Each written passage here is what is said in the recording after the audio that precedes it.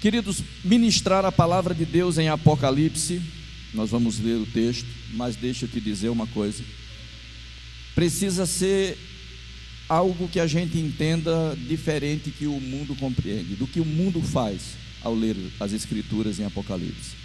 Existe um misto de medo, de sensacionalismo, quando nós pensamos no livro do Apocalipse. Existem até crentes que têm medo de ler o Apocalipse. Tem crentes que a gente pergunta: você já leu a carta, a revelação do Apocalipse? Aí muitos crentes dizem: não, ainda não cheguei lá, estou me preparando para chegar e ler Apocalipse. Mas o livro de Apocalipse é um livro para renovar esperança. O livro de Apocalipse não é um livro para aterrorizar as pessoas, é um livro para devolver a esperança, é um livro para criar ânimo, porque a revelação de Apocalipse foi dada a João quando a igreja já estava com quase 70 anos de fundada. Por volta do ano 100 ou mais do que isso, o próprio João diz que ele estava na ilha de Pátimos por causa da revelação da palavra de Deus e do testemunho de Jesus Cristo. Naquele período, a igreja passava um dos momentos mais críticos de sua existência. Não que esse período seja o único crítico da igreja, mas a igreja passou por várias fases difíceis, e naquela época a igreja enfrentava uma das fases mais complexas de sua existência: a opressão e a perseguição do Império Romano, a resistência dos judeus contra a igreja. E o tempo foi passando, a perseguição e a morte daqueles que foram as testemunhas vivas, oculares da ressurreição de Cristo, começava a trazer ao coração da igreja desânimo e desesperança.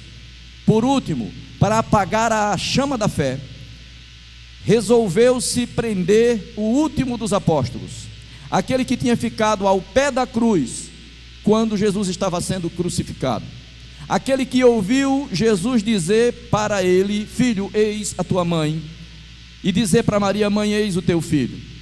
Aquele que, quando todos abandonaram Jesus, ele foi o único que ficou ali perto de Jesus até o fim.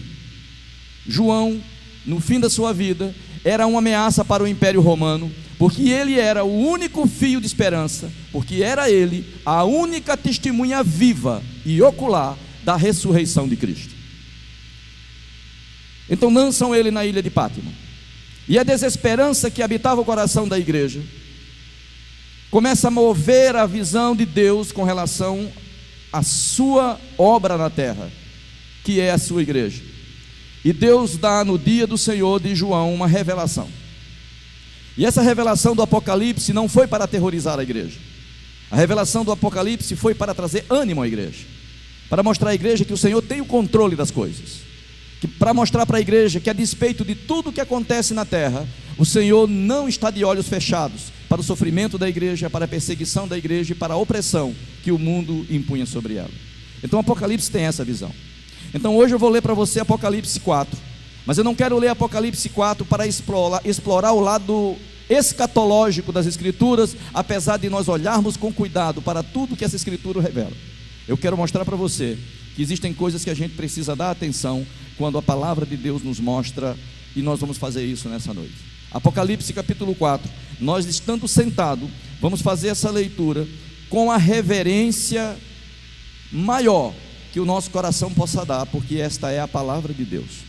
Diz assim a palavra do Senhor: depois destas coisas, olhei e eis que estava uma porta aberta no céu, e a primeira voz, que como de trombeta ouvira falar comigo, disse: sobe aqui e mostrar-te-ei as coisas que depois destas devem acontecer. E logo fui arrebatado em espírito, e eis que um trono estava posto no céu, e um assentado sobre o trono. E o que estava sentado sobre o trono era, na aparência, semelhante à pedra de jaspe e de sardônica, e o arco celeste estava ao redor do trono, e era semelhante à esmeralda. Verso 4 diz: e ao redor do trono havia 24 anciãos, aliás, havia 24 tronos, e via sentados sobre os tronos 24 anciãos, vestidos de vestes brancas, e tinham sobre a cabeça coroas de ouro. E do trono saíam relâmpagos e trovões e vozes, e diante do trono ardiam 7 lâmpadas de fogo, as quais são os 7 Espíritos de Deus. E havia diante do trono um como mar de vidro, semelhante ao cristal, e no meio do trono, ao redor do trono, 4 animais cheios de olhos por diante e por trás. E o primeiro animal era semelhante a um leão, o segundo animal semelhante a um bezerro, e tinha o terceiro animal o rosto como que de homem, e o quarto animal semelhante à águia voando.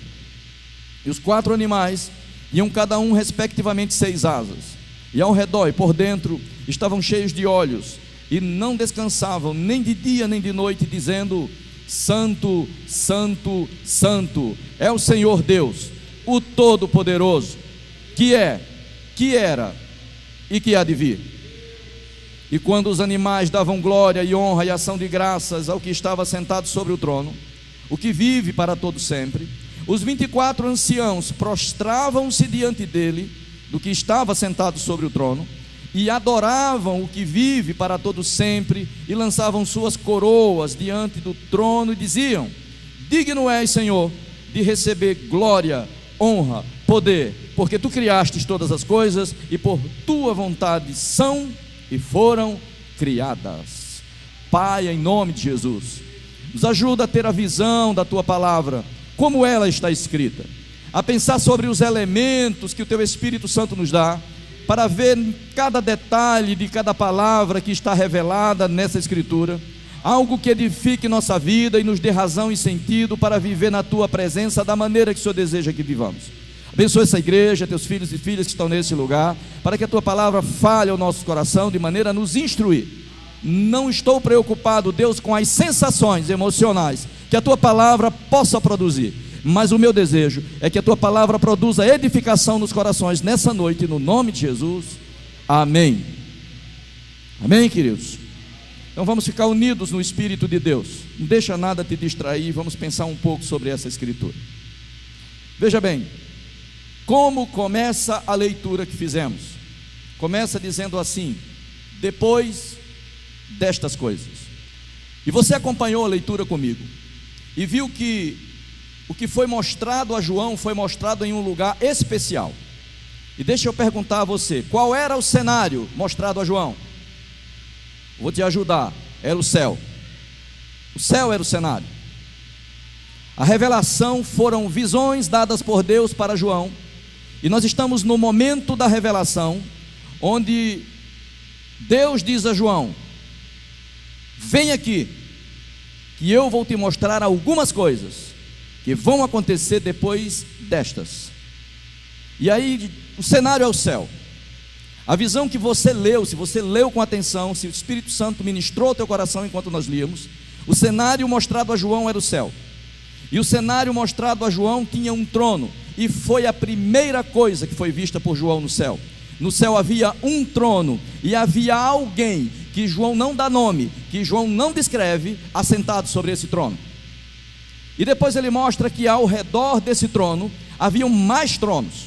Então não havia só um trono no céu, havia pelo menos 25 tronos, porque depois dessa visão, mais 24 tronos em volta desse trono, de seres, de anciãos. Então são pessoas, a figura de pessoas assentadas sobre esse trono, na demonstração de que essas pessoas tinham a importância de realeza, porque também tinham coroas. Esse era o cenário do céu. E deixa eu adiantar para você algumas coisas, como dizem aí, deixa eu dar um espólio de algumas coisas aí para você. Esses 24 anciãos é a igreja universal do Senhor. Sem entrar em detalhe das interpretações das figuras, os 24 anciãos é a igreja do Senhor, a igreja que adora perpetuamente, a igreja que adora por toda a eternidade, numa condição de honra que o Senhor a colocou, sentados em trono, em volta do trono principal do Rei dos Reis, do Senhor dos Senhores, do Deus de todos os deuses. Essa é a visão da igreja adorando. Essa foi a visão dada a João. E para a gente simplificando o processo e adiantando as coisas, e sem criar sensacionalismo desnecessário, a Bíblia também mostra mais 4 animais, cujas características nós não discutiremos hoje, porque já discutimos no estudo que fizemos de Apocalipse, e os que fizeram devem lembrar, do que nós exploramos sobre essas características. Mas de forma resumida, esses 4 seres viventes é uma demonstração de seres que não têm descanso, que de dia e de noite, continuamente, adoram ao Senhor, dizendo: Santo, Santo, Santo. Se nós olharmos para o Velho Testamento, a visão de Isaías, quando os serafins adoravam ao Senhor, diz que eles tinham 6 asas e voavam em volta do trono, com 2 cobriam o rosto, com 2 cobriam os pés, com 2 voavam, e também diziam a mesma coisa para o Senhor. Então esses seres são criações angelicais do Senhor, e estão em volta dele e não tem descanso. Quando essa palavra não tem descanso é dita para nós, não perde o raciocínio, porque eu estou te dando elementos para a gente falar sobre outras coisas mais adiante. Quando essa palavra não tem descanso é dita para nós, no tempo que a gente vive, a gente começa a se incomodar com ela, porque não ter descanso nos dá medo, porque a gente quer fazer esforço e descansar, a gente quer fazer esforço e recuperar nossas energias, a gente quer fazer esforço e ter um momento de relaxamento. Mas a Bíblia fala sobre seres que estão diante do Senhor e eles não têm descanso. O dia e a noite eles estão declarando para o Senhor que Ele é santo. E a adoração desses seres angelicais é o motivador da adoração da igreja. Porque quando os seres angelicais dizem assim: Santo, Santo, Santo, é o Senhor o Todo-Poderoso, o que é, o que era e o que virá. Isso desperta no coração dos 24 anciãos o desejo de se levantarem dos seus tronos, prostrarem-se no chão. E eu estou falando da visão de João.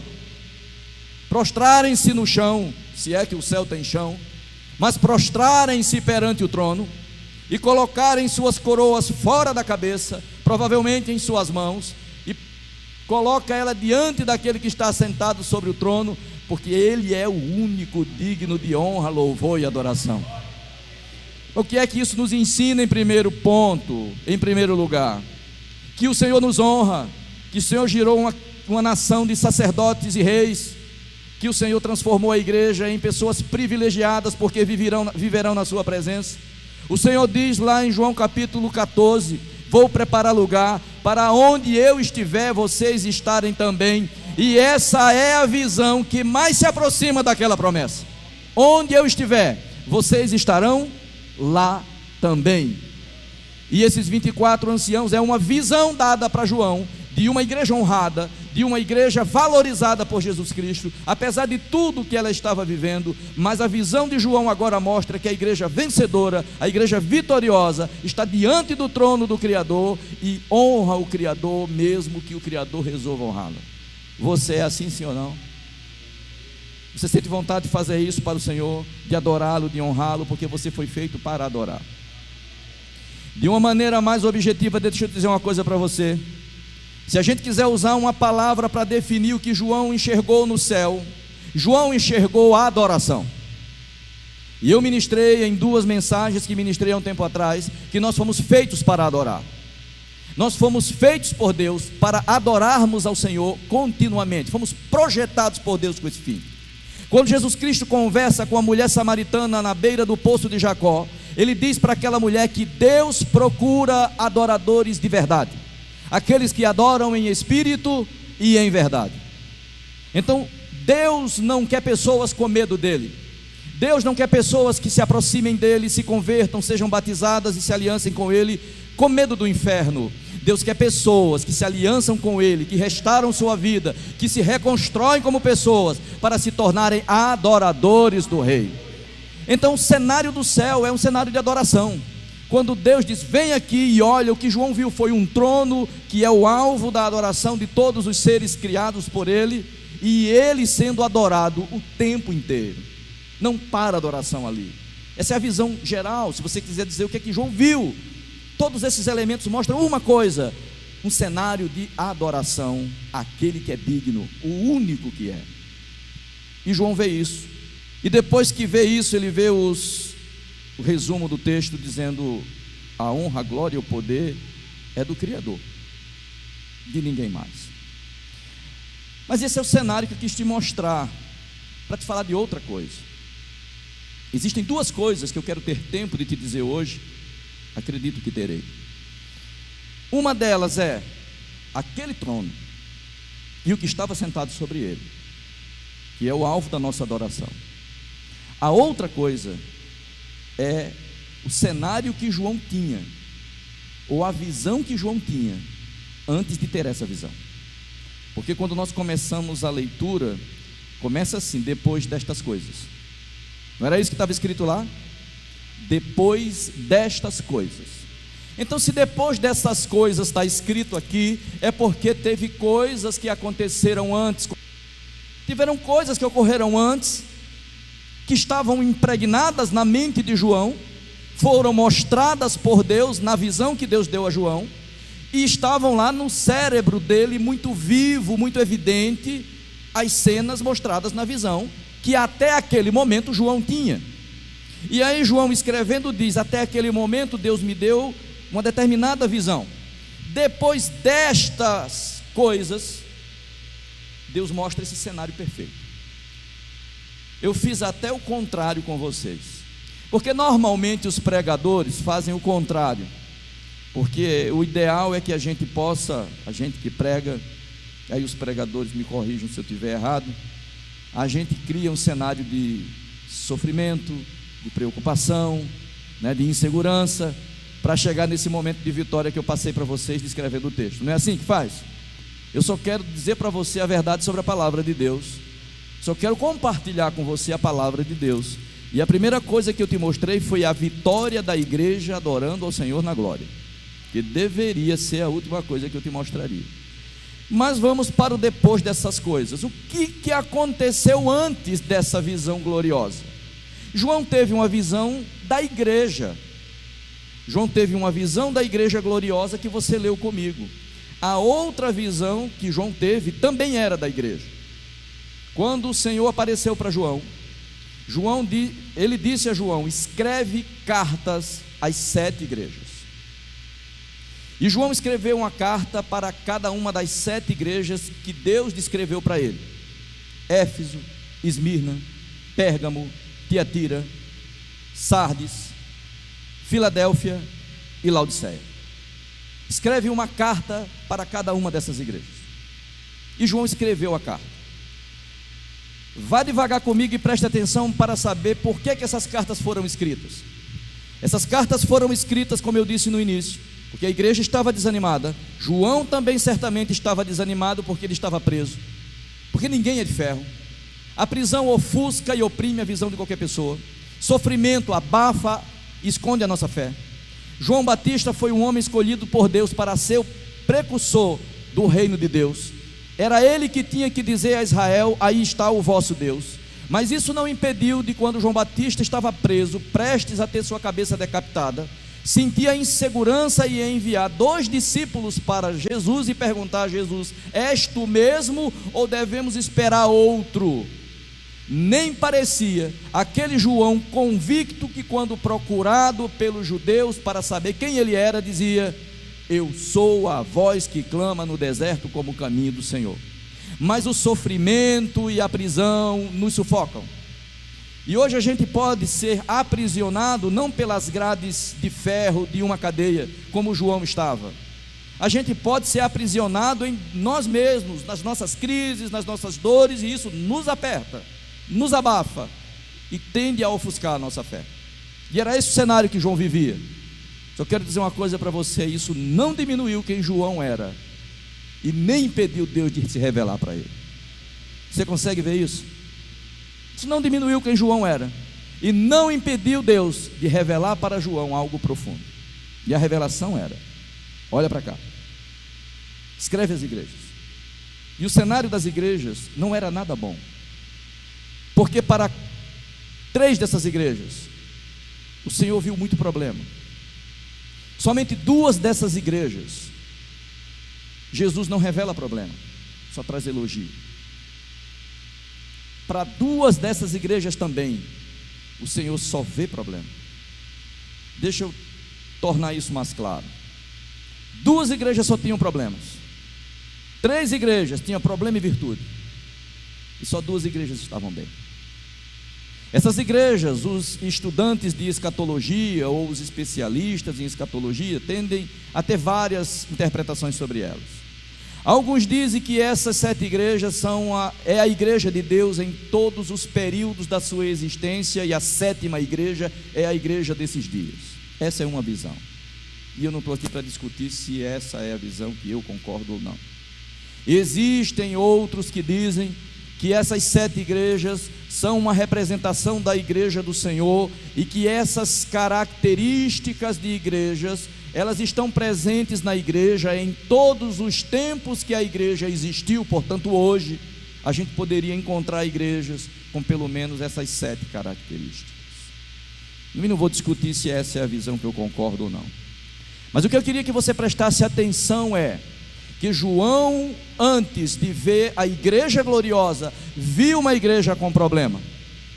João, antes de ver a igreja gloriosa, Jesus mostra para João um cenário da igreja, que é o lugar onde ele deve ser adorado, que é o lugar onde ele deve ser honrado, que é a testemunha da sua ressurreição, cheia de dificuldades.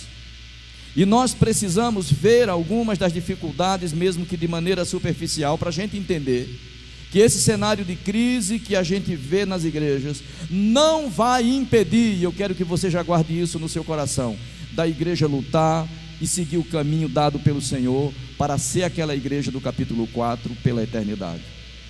Você vai estar lá comigo, não vai? Nós vamos estar juntos, não vamos? De vez em quando a gente vai tirar a coroa da cabeça e vai se prostrar diante do rei e dizer: só ele é digno, todo louvor a ele, toda honra a ele.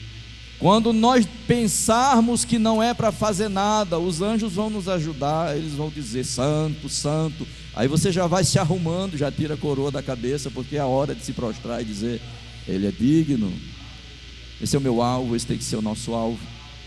Amém?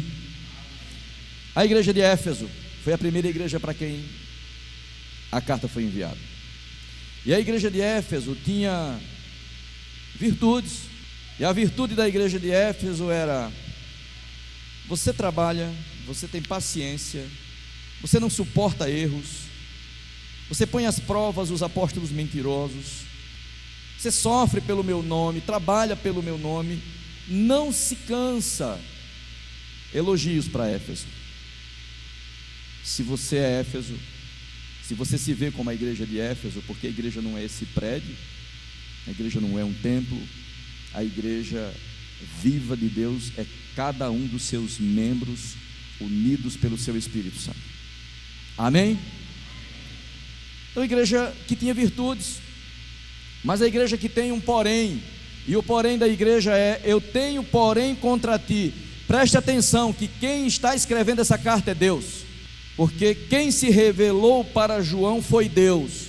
É uma revelação de Deus para João, e aquele que estava sentado sobre o trono é aquele que que parou a primeira vez do lado de João, botou a mão sobre o ombro dele, e ele começou a tremer e se desesperar, e Deus disse: não tenha medo.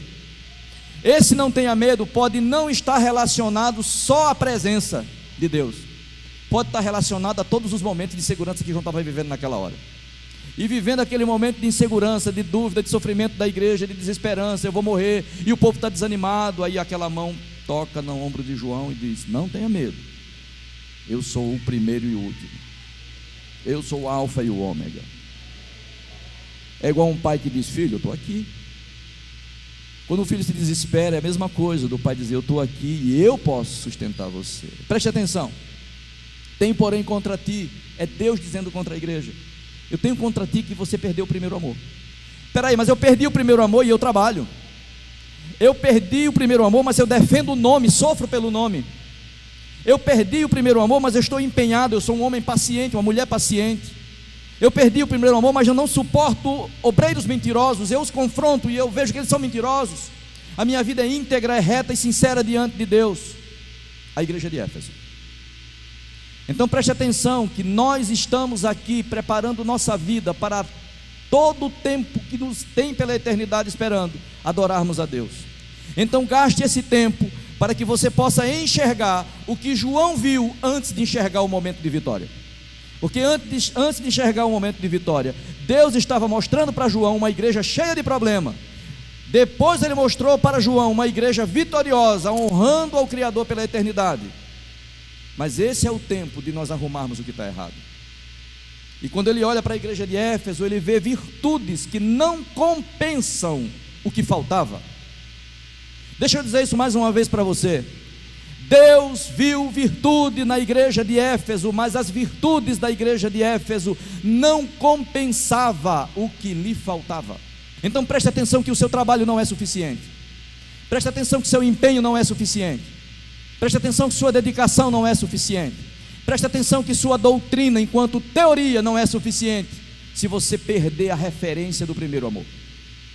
Porque Deus disse que tinha muitas virtudes em Éfeso, mas ele disse: eu tenho porém contra ti que perdestes o primeiro amor. Pastor, me explica o que é primeiro amor. Eu acho para aqueles que já se apaixonaram não tem muito o que explicar, né? A gente perde aquela referência de querer estar junto.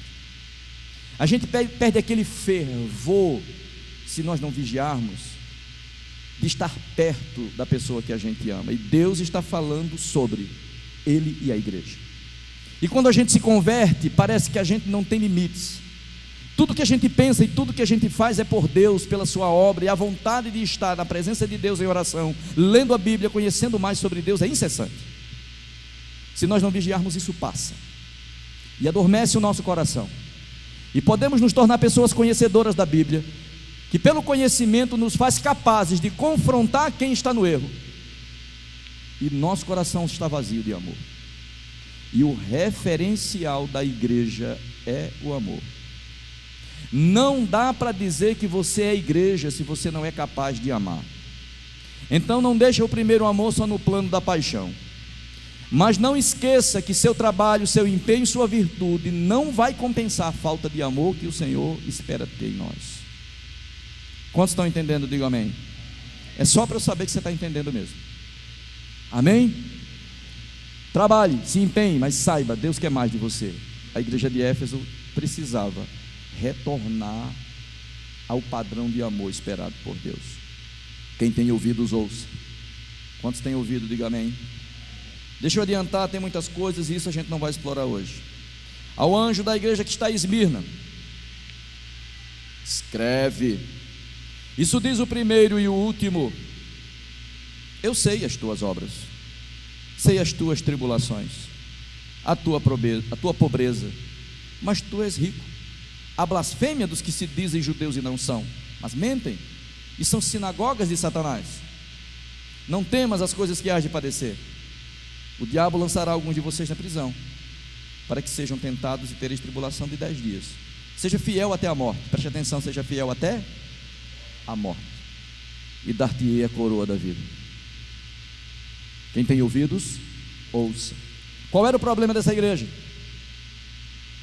Nenhum. Essa igreja não tinha problema. Essa igreja só estava lutando, só estava sofrendo, só estava sendo humilhada, só estava sendo empurrada para baixo. E o Senhor disse: você é humilhado, é jogado para baixo, mas não tenha medo. Para a minha visão, você é rico. Você é pobre, eu vejo você como rico. Você é fraco, eu vejo você como forte. Essa igreja não tinha problema. A outra igreja é de Pérgamo. E aí a mensagem à igreja de Pérgamo é: eu sei das tuas obras. Você sabe qual é o problema dessa igreja, irmão? E qual é o problema dessa igreja e da igreja do Senhor na terra? É que quando o Senhor manda um recado para nós, Ele não manda um recado pelo que Ele ouviu falar sobre nós. Quando Deus manda uma mensagem para nós, a mensagem que Deus manda para nós é: eu sei. E é isso que incomoda o meu coração, sabia? Porque não me canso de ver profecias mentirosas de pessoas que chegam dizendo que estão sendo usadas pelo Espírito Santo, dizendo: eis que o Senhor está te dizendo, meu servo, minha serva, que está tudo bem contigo. E dificilmente nós encontramos, pela visão da Bíblia sobre isso, que Deus só vai trazer palavra de elogio para a igreja. Sabe por quê? Porque quando Ele fala conosco, Ele diz: eu sei. E quando Ele diz eu sei, e eu vejo que eu não sou perfeito, isso faz meus joelhos balançarem de vez em quando. Porque eu sou pastor já há algum tempo, mas isso não me tornou uma pessoa perfeita. Eu tenho as mesmas fraquezas e fragilidades que todos os homens têm. E a gente não pode nem falar isso para as câmeras, né? Porque se falar a gente perde. Mas isso a gente corta, porque a gente não pode dizer isso, porque o povo espera que o pastor seja perfeito. Mas o grande problema da igreja, irmão, é a gente saber que Deus sabe. E saber que Deus sabe é bom, porque a gente olha para a igreja anterior que não tinha problema, que estava sofrendo, que não era pecado, que era só dor, e ele diz assim: eu sei que você está sofrendo, mas você é forte. Eu sei que você é pobre, mas para mim você é rico. Então Deus não despreza teu sofrimento e tua fraqueza. Mas o problema é que ele sabe isso e também sabe das outras coisas. Isso aqui é ruim. Ou é bom, né? Eu sei das tuas obras. Aí é o problema da igreja de Pérgamo. Ele diz: você habita onde está o trono de Satanás, mas retém o meu nome, não negastes a fé, até nos dias de Antipas, minha fiel testemunha, que foi morto entre vós, onde Satanás habita. Mas o problema é que Deus diz: umas poucas coisas eu tenho contra você. Então veja que esse cenário, irmãos, eu estou detalhando algumas coisas, mas estou querendo que você não perca de vista que tudo isso começou quando João disse: depois destas coisas, Deus me mostrou algo tremendo. E que você está vendo comigo aqui é problema, e eu estou detalhando os problemas com você, para você entender que mesmo que a vida daqui não seja fácil, Deus não desistiu de ter a mim e a você na presença dEle, adorando pela eternidade. Está entendendo isso, sim ou não? Mesmo que não esteja fácil, mesmo que a gente seja fraco, mesmo que tenha luta, dá tempo corrigir, porque a gente vai estar na eternidade com Ele. Essa é a visão de Deus. Essa expressão trono de Satanás, eu só quero dar isso no nível de informação para você. Havia um trono de Zeus em Pérgamo. Zeus era um deus grego, onde as pessoas ali ofereciam até vidas humanas em sacrifício. Por isso que a expressão que João usa aqui é: eu sei onde a igreja está situada. Deus sabe onde é que a igreja está instalada. Deus sabe o panorama que envolve a igreja, porque cada igreja está vivendo uma realidade diferente aqui em Apocalipse. Isso é para mostrar para nós que a igreja está na terra, e em qualquer lugar onde ela esteja, o cenário onde ela está inserida é diferente e as lutas são diferentes. Lá havia um trono a Satanás, e esse trono de Satanás que João chama, era um templo ou um altar, melhor dizendo, onde eram sacrificadas vidas humanas a um deus grego chamado Zeus. E aí Deus diz assim: eu sei onde você está. Porque às vezes a gente está enfrentando luta e justificando a nossa falta de envolvimento, de apego a Deus, porque o ambiente que a gente vive é um ambiente que nos distancia de Deus. Deus disse assim: eu sei onde você mora, eu sei onde a igreja está, que está onde está o trono de Satanás. Eu sei que aí é difícil, eu sei que a influência é forte, eu sei que as trevas habitam perto, eu sei, mas você se empenha em fazer a minha vontade e não nega a fé. Então não é o cenário que define a igreja, não é as trevas que estão em volta que nos empurram para baixo, ou não poderia ser. Deus diz à igreja de Pérgamo: eu sei que você está aí onde está o trono de Satanás, mas eu também sei que você não negou a fé, que você guarda o meu nome, que você foi fiel, até provavelmente esse Antipas foi sacrificado nesse altar e as pessoas viram a igreja sofrer. Mas Deus diz assim: eu tenho umas poucas coisas contra você, porque lá tem os que seguem a doutrina de Balaão, que ensinava Balaque a lançar tropeço diante dos filhos de Israel, para que cometessem sacrifícios de idolatria e se prostituíssem. Entendeu o livro de Apocalipse? Quando você estiver estudando, não é nosso caso hoje, não é um estudo sobre Apocalipse, mas é preciso que você conecte Apocalipse principalmente com Gênesis e Êxodo, as origens da igreja. Não dá para a gente fazer uma leitura de Apocalipse sem ter as figuras do Velho Testamento.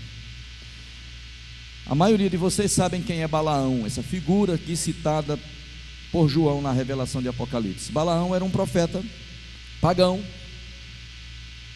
que foi contratado por um rei para amaldiçoar o povo de Israel, quando o povo de Israel ainda se deslocava no deserto, saindo do Egito. E aí quando ele foi contratado, recebeu dinheiro para profetizar derrota para o povo de Israel, e chegou diante do arraial de Israel, viu a festa, o júbilo, a alegria, igualzinho vocês estavam adorando aí. Vocês não estavam adorando assim, não era? todo mundo glorificando a Deus, animado, havia um alarido de júbilo. Era ou não era assim? Sim ou não? Pronto, era igualzinho, estava aqui. Aí aquele alarido de glória, de honra, de louvor a Deus, aquele mover, todo mundo festejando a Deus. Aí o profeta Balaão chega, olha e diz assim: não dá, ali não dá. Não dá para amaldiçoar quem Deus abençoa. Não dá para lançar maldição sobre esse povo. Contra esse povo não vale encantamento. Tudo que eu fizer contra eles não tem resultado, porque esse povo faz o que Deus quer que o povo faça. O que é que o povo fazia? Adorava, celebrava a presença daquele que vive já na terra, no deserto, em piores condições que você está. E aí Balaão olhou e disse: não dá para amaldiçoá-los. Mas Balaão, não, misericórdia, se Abraão fosse fazer uma coisa dessa. Mas Balaão ensinou ao rei que existia um jeito de amaldiçoar o povo. Isso estava acontecendo com a igreja, e eu estou te contando a história para você saber qual era o problema. Estou falando a história do Velho Testamento para você entender.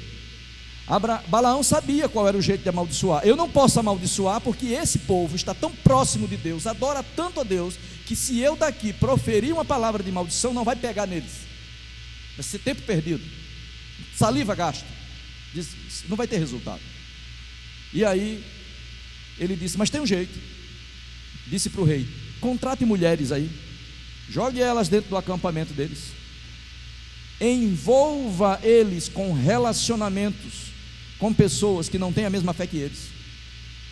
Deixa essas pessoas lá dentro do acampamento, se integrem com eles lá. E é disso que João está falando, porque nesse caso a doutrina é o ensino de Balaão. Ele ensinou a Balaque a fazer isso. Eu não posso amaldiçoar o povo, mas disse a Balaque: você pode trazer problemas para ele, filtrando pessoas, para que ele se relacione com pessoas, para eles se prostituírem com essas mulheres, e assim eles percam a bênção e a maldição se instala. Então a maldição não chegou pela profecia maldita de Balaão, mas a doutrina de Balaão se infiltrou e colocou a maldição infiltrada entre o povo de Deus. O que Deus diz aqui contra Pérgamo: tenho algumas coisas contra ti. E dá esse exemplo, não é que Balaão ressuscitou não, queridos, para trazer a maldição. É que dentro da igreja pode ter pessoas, ou doutrinas, ou ensinos, que empurre você para uma relação que te distancia da bênção de Deus. E você é a igreja, mas você tem relação com pessoas que te afastam da presença de Deus. Eu não estou falando só da prostituição pela prostituição, porque eu acredito que o crente que lê Bíblia, que o crente que se consagra, o crente que busca Deus, ele não vai cair no pecado da prostituição, nem do adultério. Mas a prostituição e o adultério não se refere só à relação conjugal. Você pode se prostituir e adulterar no plano religioso, quando você se afasta dos padrões do ensino da palavra de Deus. E muitas vezes infiltrado na igreja, se relacionando com vocês, ou vocês fora da igreja, porque quando a gente não é igreja só quando está no culto, a gente é igreja o tempo todo. A gente precisa ter um convívio de igreja que ultrapasse os nossos encontros no culto, porque a gente não deixa de ser igreja quando o culto termina. E as nossas relações fora da igreja podem determinar bênção ou maldição sobre a nossa vida. Você está entendendo o que eu estou falando, sim ou não? Essa era uma das coisas que Deus tinha contra a igreja. Está tudo bem, vocês estão num lugar difícil, o trono de Satanás está aí, vocês não negam o meu nome, vocês continuam firmes na fé, até quando a minha fiel testemunha foi morta, mas eu tenho uns probleminhas que vocês precisam resolver. Preste atenção, igreja, tem coisas que a gente precisa dar atenção. Cuidado com a doutrina de Balaão. Ele fala sobre os nicolaítas. Também tem a doutrina dos nicolaítas, que eu aborreço, e o conselho que ele dá para a igreja é: arrependam-se, não se sustentem nas suas virtudes. Esse é o conselho que eu quero deixar marcado aqui na terceira igreja. Não se sustentem nas suas virtudes. Sempre haverá algo que o Senhor quer que você dê atenção na sua vida. Você está se preparando para aquela igreja gloriosa lá, está ou não? Então preste atenção ao que Deus te chama, porque quando Deus manda uma carta para a igreja, é porque Ele não quer que a igreja se perca. Quando Deus manda uma carta para a igreja, é que Ele quer que a igreja reveja seus caminhos, Ele quer que a igreja se alinhe. E a quarta igreja é a igreja de Tiatira. Ele diz: eu conheço tuas obras, eu conheço tuas obras, teu serviço, tua fé, tua paciência, e que você está progredindo. Quando ele diz: as tuas últimas obras são melhores que as primeiras, está havendo progresso. Mas ele também diz: tenho, porém, contra ti tolerares Jezabel, mulher que se diz profetiza, ensine e engane meus servos, para que se prostituam e comam do sacrifício da idolatria. Eu dei-lhe tempo para que se arrependesse da sua prostituição, mas não se arrependeu. Eu porei numa cama eu a porei numa cama, e sobre os que adulteraram com ela virá grande tribulação, se não se arrependerem das suas obras. Eu ferirei de morte os seus filhos, e todas as igrejas saberão que eu sou aquele que sonda as mentes e os corações, e darei a cada um segundo as vossas obras. O Senhor não dorme. Ele diz para a igreja de Tiatira: trabalho, fé, empenho e progresso, vocês estão evoluindo, mas tem um problema dentro da igreja, uma profetisa falsa. Deixa eu só dizer uma coisa aqui, sem querer ser machista. As mulheres são uma bênção na igreja. Jesus Cristo valorizou e envolveu as mulheres na igreja. O apóstolo Paulo disse aos seus companheiros: valorizem essas mulheres que me ajudam no ministério. Mas as mulheres podem trazer problemas quando elas querem ocupar o lugar que não é delas. E Jezabel aparece aqui na quarta igreja como uma profetisa falsa, que lança diante do povo de Deus caminho para a prostituição.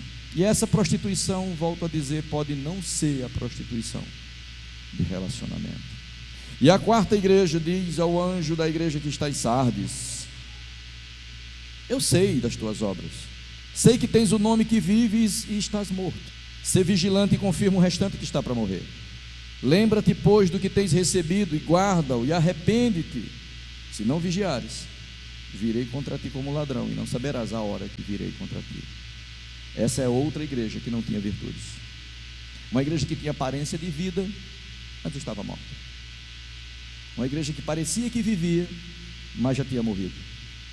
Confirma o restante que está para morrer, acorda o resto, porque quando a igreja começa a morrer, parece que a morte é igual aquele efeito dominó, cai um, depois os outros.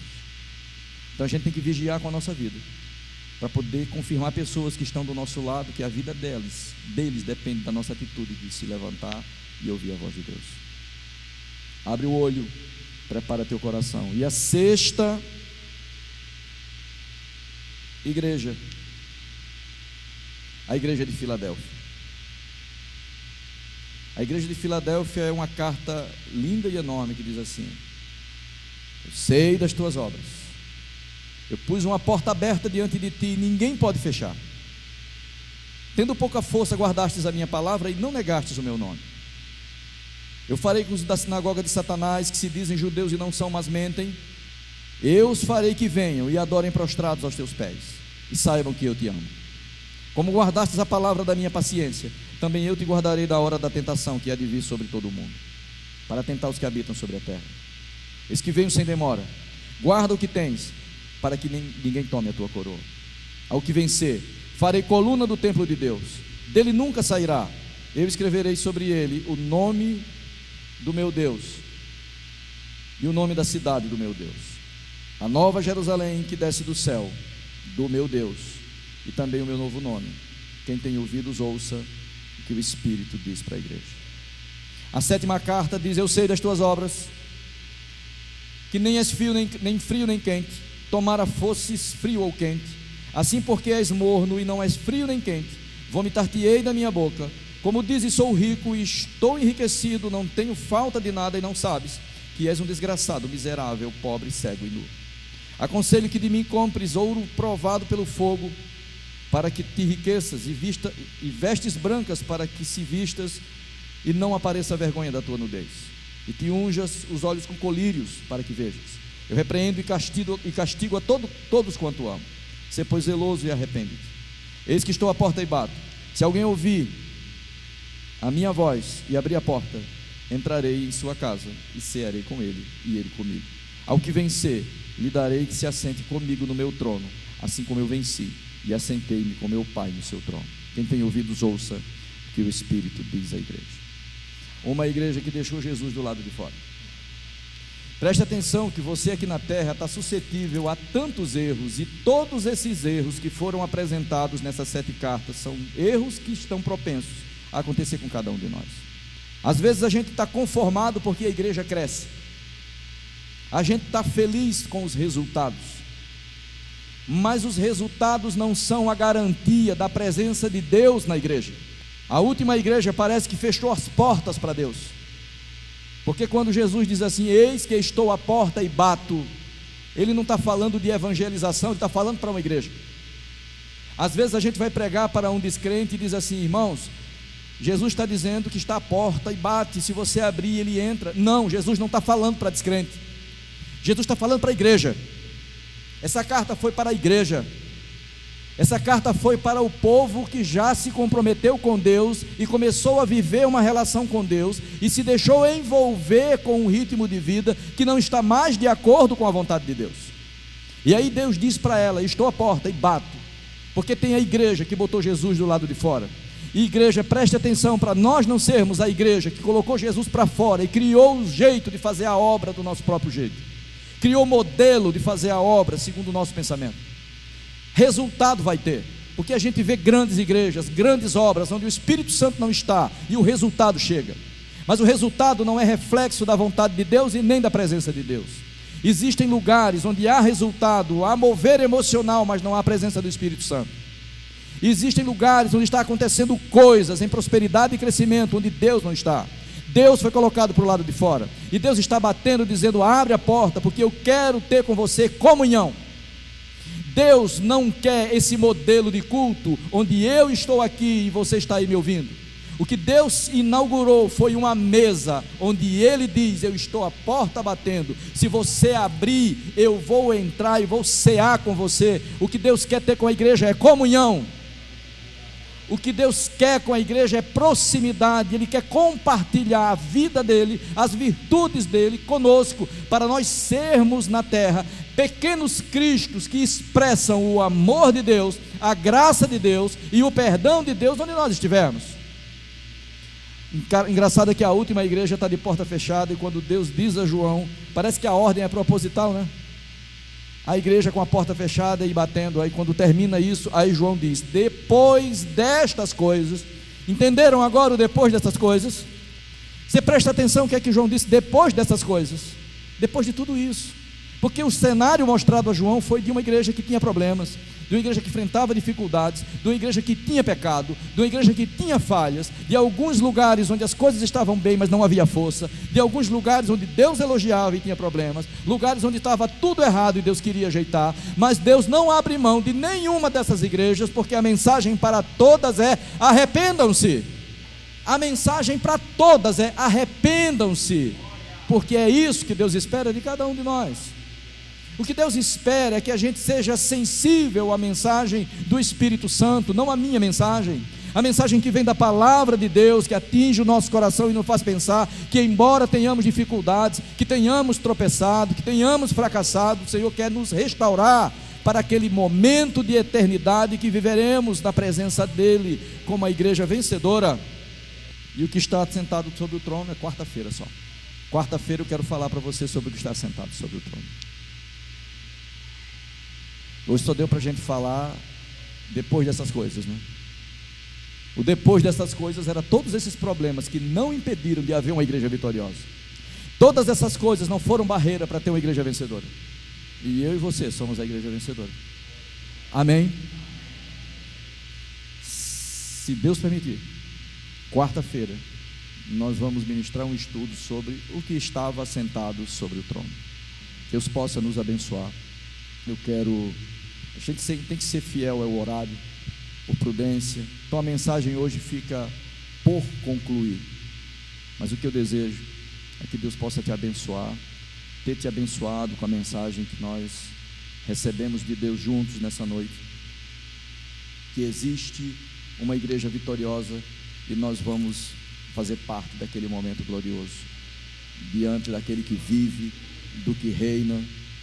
Jesus é Deus, Ele está assentado sobre aquele trono.